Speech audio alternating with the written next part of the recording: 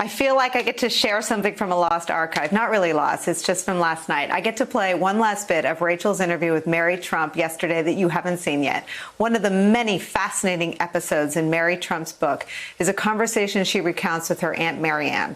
Marianne Trump Barry is Donald Trump's older sister. She's a federal judge who ended up retiring early when some of the Trump family's financial shenanigans were first exposed by the New York Times. We now know that Mary Trump was a key source for their reporting, but this conversation took place before that, back in 2015, as Donald Trump's presidential campaign just started to gain traction. And from the vantage point of 2015, it is unbelievable to them that anyone thinks Trump could or should win. Watch. I mentioned your Aunt Marianne Trump Barry and the fact that she had to give up her judgeship ahead of that. I'd like to just read to you something from your book about what she said about your Uncle Donald running for president, just because I want you to help us understand kind of the context and what happened here. This is early on in the book of the prologue. When Donald announced his run for the presidency on June 16, 2015, I didn't take it seriously. I didn't think Donald took it seriously. He simply wanted the free publicity for his brand. He had done that sort of thing before. He's a clown, my Aunt Marianne said during one of our regular lunches at the time. This will never happen.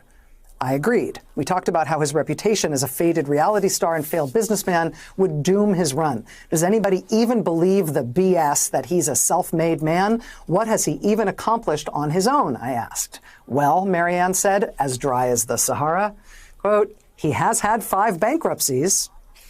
You then continue, we thought the blatant racism on display during Donald's announcement speech would be a deal breaker, but we were disabused of that idea when Jerry Falwell Jr. and other white evangelicals started endorsing him.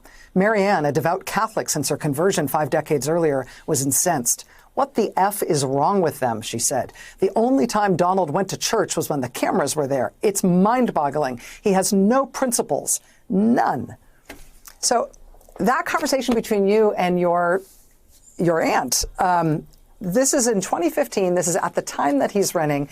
And you've talked about the fact that you didn't think it would make a difference for you to speak out at that time that it was running. But I wonder if you, inside your family, either with Marianne or other members of your family, ever talked together about what you saw as his unfitness for that office, what it might do to the country if he was elected. No, we didn't.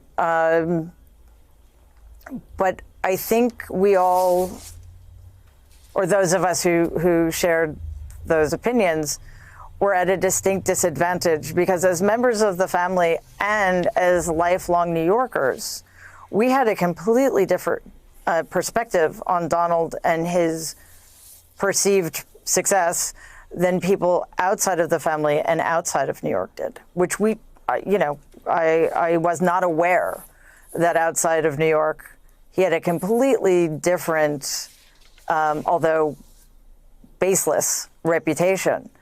So, at least that early, during the primaries, it really didn't seem necessary to say anything.